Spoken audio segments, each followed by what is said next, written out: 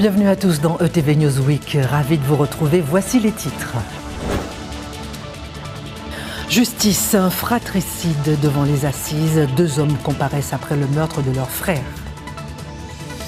Pas de moyens au CHU, les patients obligés d'apporter leurs draps et leurs papiers toilettes du jamais vu, reportage exclusif dans ce journal.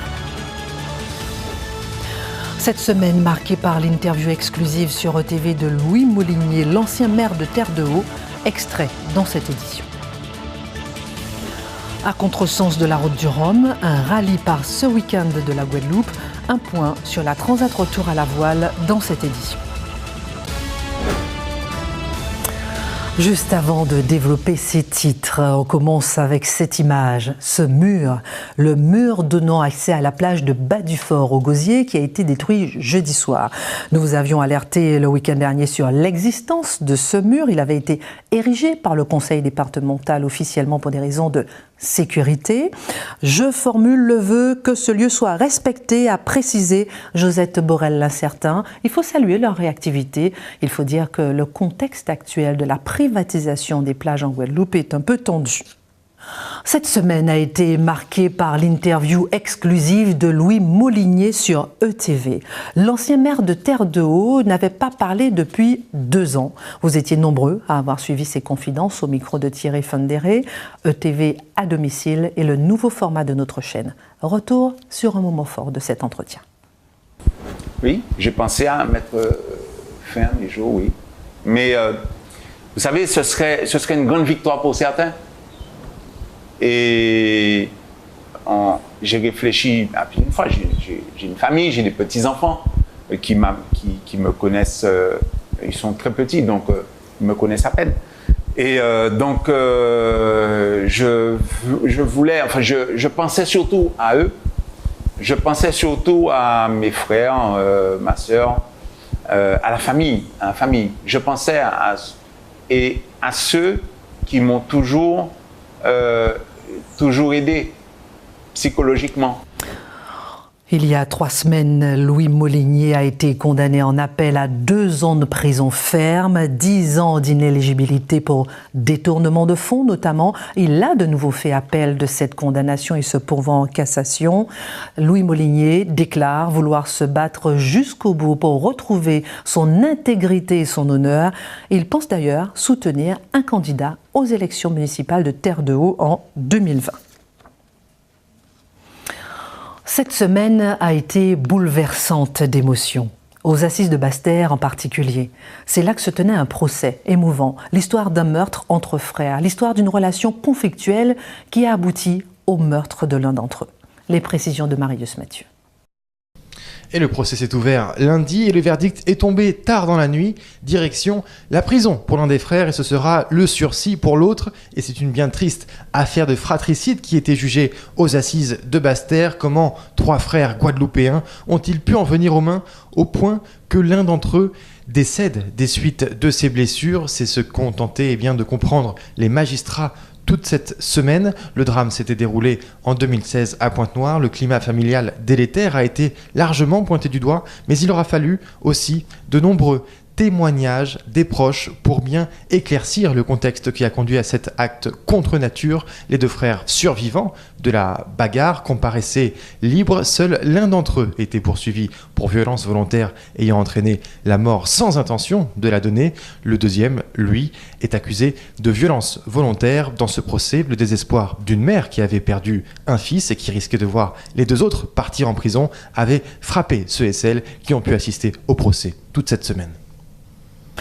Et maintenant, ce reportage exclusif pour ETV. Personne n'osait vraiment le dire, mais notre CHU va tellement mal et manque tellement de moyens que bien souvent, si vous êtes hospitalisé, il vous faut même pallier les pénuries. Les précisions de Marius Mathieu. Des pénuries de draps, de médicaments et autres fournitures de première nécessité. Voici à quoi seraient confrontés certains patients hospitalisés ici, au CHU de Guadeloupe. Une rumeur à peine croyable dans un pays développé. C'est pourtant bien confirmé par certains membres du personnel de l'hôpital. Il manque souvent de matériel, Et ce manque de matériel est du fait que les fournisseurs ne sont pas payés en temps et en heure. Donc ils refusent aussi souvent de nous livrer le matériel, faute de paiement d'arriérés.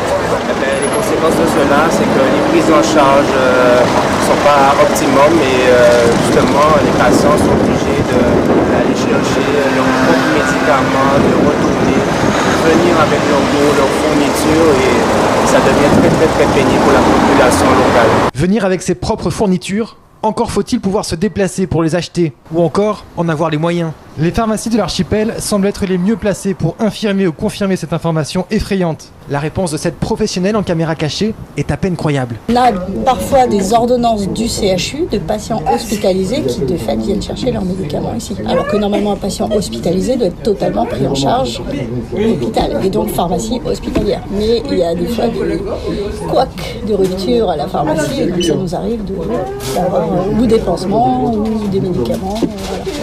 Voilà.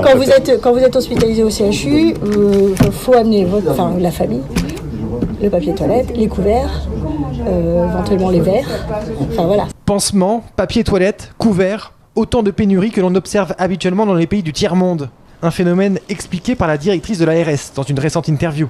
Très souvent, on se rend compte que oui, il y a des ruptures d'approvisionnement, mais il y a aussi des problèmes de gestion des stocks. Encore une fois, je le dis, c'est-à-dire qu'on n'a pas forcément anticipé, ou alors ça se trouve dans un endroit où on ne savait pas qu'ils y étaient. Enfin, ce que je veux dire, c'est qu'il faut qu'on ne mette pas tout sur le dos de la direction de l'établissement qui n'a pas l'argent ou qui n'a pas payé les fournisseurs.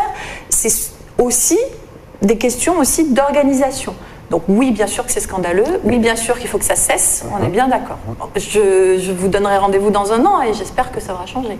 Avec les problèmes observés au CHU actuel de Guadeloupe, beaucoup d'espoir est porté sur le nouvel établissement en construction. Encore faudrait-il que la mauvaise gestion apparente de l'un ne se reproduise pas dans l'autre. Venons-en à présent à la construction perturbée de la ZAC de Fromager à Capesterre-Belle-Eau. Une ZAC, c'est une zone d'aménagement concerté, sauf que le mot concerté ne semble pas véritablement approprié. La zone est réalisée pour les commerçants, mais ils attendent depuis 13 ans et ne sont pas au courant du début des travaux. Grégoire Troutman s'est rendu sur place pour en savoir plus. Ce terrain en friche dans la zone de Fromager à Capesterre-Belle-Eau accueillera bientôt une zone commerciale. Ce projet ambitieux, vieux de 13 ans, a un objectif: permettre aux commerçants de la ville de se rapprocher du passage des voitures, dont ils sont privés depuis la construction de la route à 4 voies qui contourne le bourg. Un projet voulu par les chefs d'entreprise. Mais ce jeudi matin, alors que les travaux devaient commencer, ils ont décidé de montrer leur mécontentement. Les conditions n'étaient pas réunies pour que la zone soit faite, puisque nous qui sommes justement les principaux, je dirais, intéressés par cette zone, n'étions pas au courant. Déjà d'une part du début des travaux, et de l'autre côté de comment ça allait être, je vais dire, commercialisé. Et donc c'est pour ça que nous on s'est sentis lésés et même on pensait qu'on allait se faire virer du projet. Ce qui était dit au niveau de la SEM ne correspondait pas à ce que disait la région. La SEM, c'est l'agence de l'État chargée de fixer les prix des terrains vendus par les collectivités locales. Il y a un mois, son directeur annonce aux commerçants que les parcelles seront vendues 80 € le mètre carré, au lieu des 50 qui leur avaient été indiqués par la région. Mais cette confusion est vite effacée. La région a tenu à rencontrer les commerçants et artisans de Capesterre-Belle-Eau regroupés en groupement, ainsi que le maire de Capesterre-Belle-Eau, pour rappeler les engagements du président Henri Chalus. Nous avons un engagement de 50 € le mètre carré et qui a simplement été confirmé ou reconfirmé puisque nous n'avons pas varié sur cette question-là. Les 30 € de différence seront directement pris en charge par la région pour rattraper une situation économique de plus en plus dégradée. Parce que nous savons qu'avec les années qui sont passées, l'économie s'est affaiblie sur Capesterre-Belle-Eau. Donc nous n'avons pas là des chefs d'entreprise qui ont une surface financière suffisante pour pouvoir se positionner sur des terrains à 80 ou 100 € du mètre carré. La volonté de la collectivité régionale est d'accompagner ces chefs d'entreprise de manière à leur offrir un outil performant pour que nous puissions lancer rapidement cette zone d'activité qui a une place déterminante dans le développement économique du Sud-Basse-Terre et plus particulièrement de la ville de Capesterre-Belle-Eau. Le 5 mai prochain, une réunion est organisée pour attribuer les lots et signer les promesses de vente. Mais l'ouverture des premiers commerces de la zone ne se fera pas avant 2021. Vers un permis de conduire 30% moins cher, c'est l'objectif du gouvernement. Les moniteurs d'auto-école craignent une baisse de la qualité de la formation. C'est ce que nous explique Grégoire Troutman. Un permis de conduire à moindre coût, tous les élèves en rêvent. Et c'est l'objectif d'un projet de réforme présenté en Conseil des ministres le 2 mai dernier.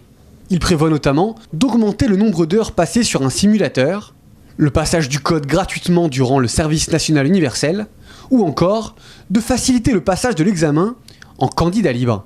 Pour le représentant des propriétaires d'auto-école, ces propositions seraient inefficaces. Sur une leçon à 40 €, il doit rester à peu près entre 3 et 4 € de l'heure par leçon de conduite pour l'auto-école. Pour réduire le coût du permis de conduire, effectivement, on pourrait agir sur plusieurs leviers. La première chose, c'est éventuellement nous accorder la détaxe du carburant. Là aujourd'hui, contrairement à nos collègues de Martinique qui disposent de la détaxe du carburant, nous on ne dispose pas de la détaxe du carburant. Donc on paye le carburant plein pot. Aujourd'hui, les auto-écoles aussi pareil, ils ne sont pas éligibles à la défiscalisation du véhicule. Là où on ne comprend pas du tout le gouvernement, puisqu'en fin de compte, eux, ils sont essentiellement sur l'aspect prix et coût du permis de conduire, sauf que nous, à aucun moment, on nous parle de qualité de formation, de comment vont conduire nos élèves demain. Moi, ma fierté, c'est de voir demain croiser un de mes élèves et de savoir qu'il n'a jamais eu d'accident ou alors qu'il se comporte bien sur la route. Alors, simple effet d'annonce ou coup de pouce pour le pouvoir d'achat des Français, les premières mesures pourraient être appliquées dès le mois de juillet prochain. Coup de projecteur sur une start-up guadeloupéenne. Elle propose le recyclage des bouteilles en plastique quand on n'est pas à la maison. Grégoire Troutman. Les bouteilles en plastique, un produit de notre vie quotidienne en constante augmentation. Pourtant, moins de 10% d'entre elles sont recyclées. Mais dans les allées du centre commercial d'Estreland, les clients profitent maintenant d'un outil pour le faire. J'étais pas au courant qu'il y avait cette borne où on pouvait recycler nos bouteilles justement. Donc moi j'ai l'habitude de recycler mes bouteilles dans les conteneurs. Mais c'est très intéressant de savoir qu'on peut recycler et en plus gagner des cadeaux. Car cette machine est un casino éco-citoyen. En y mettant une bouteille en plastique, les passants peuvent gagner un bon de réduction dans un magasin associé ou faire un don à une association. Une initiative financée par les entreprises partenaires qui profitent d'une visibilité sur un projet positif. C'est la première borne installée par cette jeune start-up, mais le projet séduit selon sa fondatrice. Le fait de mettre une borne ludique, en fait, ça réconcilie le consommateur avec son geste de tri parce qu'on vient jouer en fait. Et quand on vient à la borne, on se dit non seulement je vais faire une bonne action éco-citoyenne, je vais venir trier, mais en plus je peux y prendre du plaisir. Et est-ce que ça incite les gens à renouveler leurs éco-gestes? La réponse est oui, parce qu'on touche aussi bien des enfants qui se disent « Ah, je vais jouer », des adultes qui se disent « Ah, je vais peut-être gagner une récompense, un cadeau ». Et en fait, tout le monde est fédéré autour de ce sujet. Une fois le sac plein, il est vidé et les bouteilles recyclées. Comme plus de 22 000 jusqu'à présent. Ce week-end, c'est le départ du rallye transatlantique, départ de chez nous en Guadeloupe. En quoi consiste-t-il? L'Atlantic Back Cruising se déroule à contresens de la célèbre route du Rhum. Des conditions de navigation plus complexes qui impliquent une bonne sécurisation du parcours. Camille Roal a eu la chance d'assister aux derniers préparatifs. 6 mois après, la route du Rhum semble avoir laissé son empreinte sur les quais de la Marina. Mais les Ultimes et les Multi 50 ont laissé la place à des monocoques plus modestes, prêts pour la transatlantique retour, ou presque. Jean-Marc est venu vérifier les derniers réglages de son bateau. Alors c'est effectivement en condition de rangement et de préparation. Donc à la table à cartes, le téléphone Iridium satellite qui permet des communications partout dans le monde, les GPS et l'AIS qui permet un positionnement et d'être identifié partout également par toute la flotte et par les secours. Le retour est plus compliqué que l'aller. J'avais le projet de faire l'aller en solitaire, je l'ai fait et donc j'ai plus besoin ni l'envie de refaire une navigation en solitaire sur une transat retour. J'avais un autre beau projet, c'était de le faire une transat avec mon fils, donc on s'est inscrit dans le rallye parce qu'on trouve que c'est sécurisant, c'est une ambiance, ça donne la possibilité de faire des rencontres et c'est très intéressant. C'est donc le côté sécurisant de la traversée qui a su convaincre le skipper et surtout les conseils bien avisés de l'organisateur qui est venu briefer les équipages ce matin. Alors c'est vrai que les bateaux, quand ils arrivent aux Antilles, c'est chaque jour un petit peu plus chaud. On est poussé par des vents portants qu'on appelle les alizés. Quand on retourne vers l'Europe, on a plus de chances de rencontrer des tempêtes, des très fortes mers. Donc effectivement, nous, en tant qu'organisateurs, on vérifie vraiment avec beaucoup de rigueur l'équipement des bateaux pour être certain qu'ils soient parfaitement équipés pour traverser l'Atlantique dans des conditions qui sont plus dures que les conditions qu'ils ont eues pour venir. La traversée retour s'annonce donc mouvementée mais sécurisée. L'heure est aujourd'hui au dernier préparatif, qu'il soit technique ou pratique, pour un départ prévu le 12 mai prochain, direction les Açores. Voilà, c'est la fin de cette édition. Excellente semaine sur ETV.